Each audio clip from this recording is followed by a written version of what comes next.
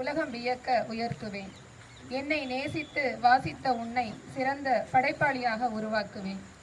வரிகளில் லயித்த உன்னை சிறந்த ரசனையாளனாக மாற்றுவேன்.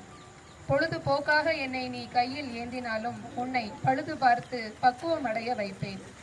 முன்னுரையை வாசித்த உனக்கு நல்லதொரு முகவரியை நான் தருவேன். அணிந்துரையை வாசித்த உனக்கு அகிலம் தனில் அடையாளம் நான் தருவேன்.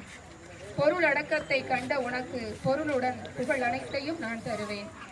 உள்ளடக்கமாக உள்ள அனைத்தையும் வாசித்த உனக்கு பண்பு முதல் பக்குவம் வரை, பணிவு முதல் துணிவு வரை, அன்பு முதல் ஆற்றல் வரை, அறிவு முதல் தெளிவு வரை, விஞ்ஞானம் முதல் மெய்ஞானம் வரை, சிந்தனை முதல் செயலாக்கம் வரை உந்தன் வாழ்வினிற்கோர் வசந்தத்தை நான் தருவேன்.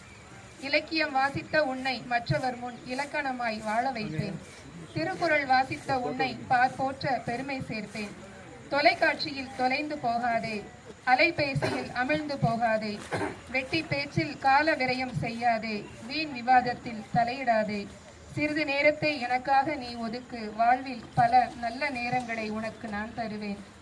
ஆய கலைகளில் முதன்மை கலையாம் வாசிப்பு கலை, அதையே நேசிப்பு கலையாய் ஆக்குவோம். வாழ்வில் உன்னத நிலையை அடைவோம். நன்றி.